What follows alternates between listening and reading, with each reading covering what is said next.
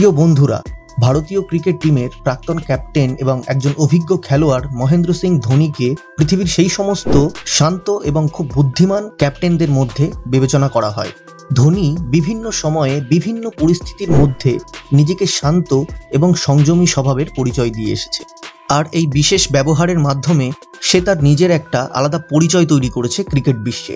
ধোনি তার টিম মেম্বারদের সাথে বিভিন্ন সময় বড় বড় সিরিজ এবং ওয়ার্ল্ড কাপ পর্যন্তও জিতে এনেছে। একজন ক্যাপ্টেন হওয়ার পাশাপাশি ধোনি উইকেট কিপার ব্যাটসম্যান হিসেবেও যথেষ্ট সুনাম কুড়িয়েছে। আর ধোনির এই দীর্ঘ 15 বছরের ক্রিকেট ক্যারিয়ারে খুব কম বার তাকে রেগে যেতে দেখা গিয়েছে। যদিও ব্যাপারটা এমনটা নয় যে ধোনির কোনো দিন রাগ হয়নি বা খেলার মাঠে ময়দানে কখনো তাকে রাগতে দেখা যায়নি। এমন অনেক মুহূর্ত ঘটে গেছে যখন সত্যি সত্যি ধোনিকে ভীষণ রাগান্বিতভাবেই দেখা গিয়েছে মাঠের মাঝে। আর আজকের এই ভিডিওতে আমি মহেন্দ্র সিং ধোনির সেই সমস্ত ঘটনাগুলোকে দেখাবো যখন সত্যি সত্যি মহেন্দ্র সিং ধোনি মাঠের মাঝে ভীষণ রেগে গিয়েছিল। তো বন্ধুরা, আপনাদের যদি মহেন্দ্র সিংকে ভালো লেগে থাকে তাহলে ভিডিওটি অবশ্যই শেষ পর্যন্ত দেখতে থাকুন। তাহলে দেরি না করে চলুন শুরু করা যাক। নাম্বার 6, কুলদীপের উপর রেগে গিয়েছিল ধোনি। ক্যাপ্টেন কুল মহেন্দ্র সিং ধোনি সত্যি খুব শান্ত একজন খেলোয়াড়, কখনো তাকে সেইভাবে মাঠের মাঝে রেগে যেতে দেখা যায়নি। ধোনি উইকেটের সামনে থেকে যতটা কাজ করে ততটাই কাজ সে উইকেটের পেছন থেকেও করে, যার ফলে যারা বল করতে আসে তাদের যথেষ্ট সাহায্য হয়। ধোনি উইকেটের পেছন থেকে বোলারদের উদ্দেশ্যে বিভিন্ন রকম গাইড দেয়, এইভাবে বল করো, ওইভাবে বল করো, এইটা করো, সেইটা করো, এই রকম ধরনের। এইভাবে ইশারার মাধ্যমে সে বোলারদেরকে সঠিক বল করার জন্য গাইড করে। 2018 সালে যখন বিরাট কোহলি ক্যাপ্টেন ছিল সেই সময় এশিয়া কাপ চলছিল, আর সেই ম্যাচে বিরাট কোহলি একটু অসুস্থ হয়ে পড়েছিল।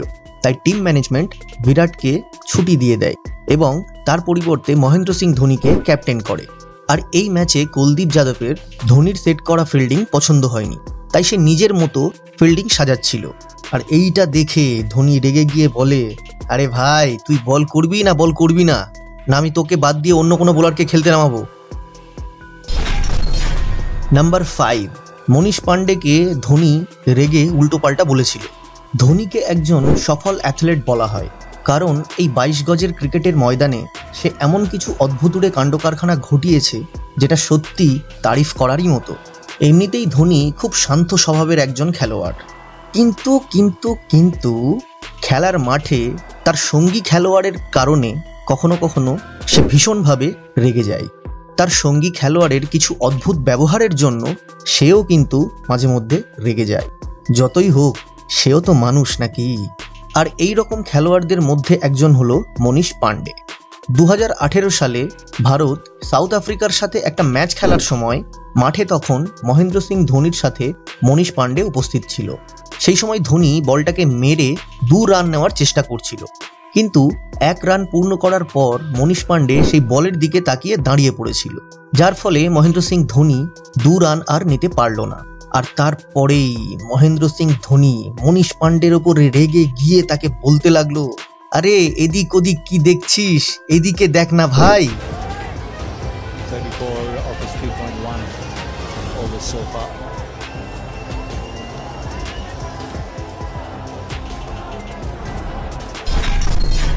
নাম্বার 4, যখন মোহাম্মদ শামির ওপরে রেগে গিয়ে তাকে কটু কথা শুনিয়েছিল ধোনি।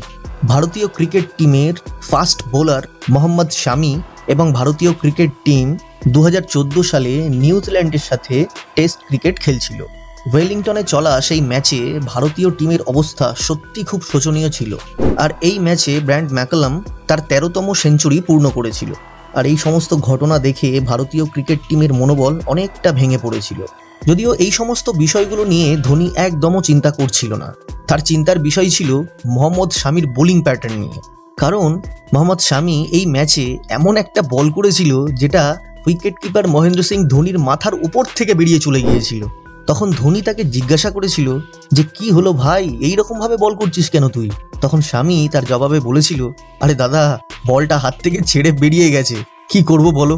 আর এইটা শুনে ধোনি তো পুরো তেলে বেগুনে জ্বলে উঠেছিল। ব্যাস, আর কি। ধোনি বলল, দেখ ভাই, আমি কিন্তু তোর থেকে অনেক সিনিয়র একজন খেলোয়াড়, আমি অনেককে মাঠে আসতে দেখেছি আবার যেতে দেখেছি, সত্যি করে বল কি হয়েছে। हमारा माही भाई के ऊपर से उतर गया।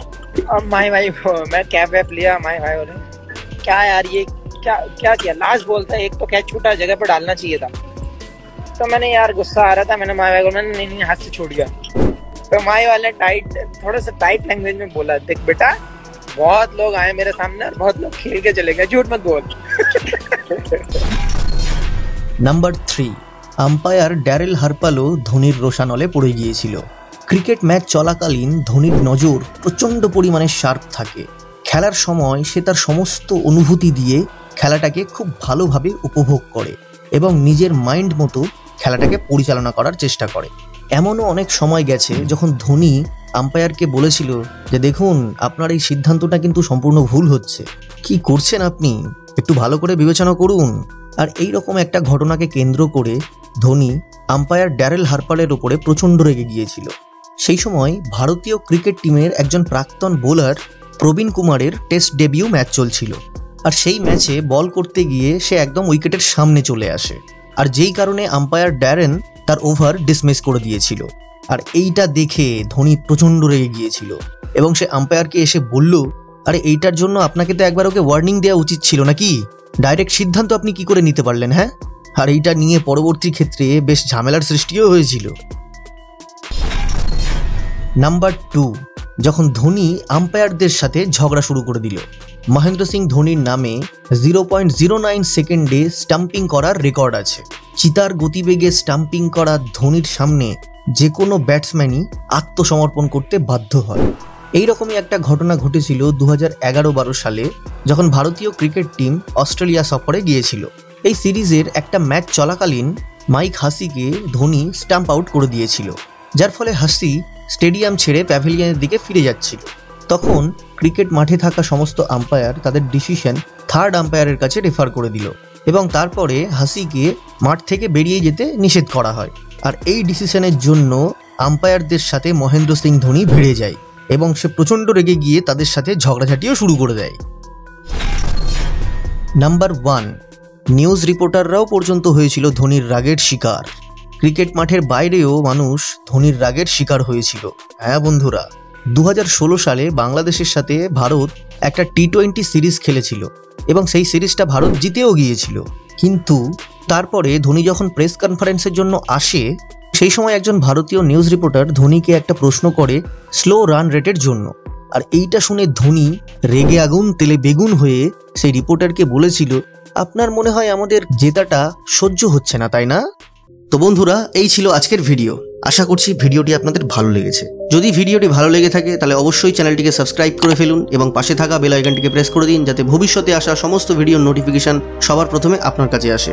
থ্যাংক ইউ, সবাই ভালো থাকবেন, দেখা হচ্ছে পরের ভিডিওতে।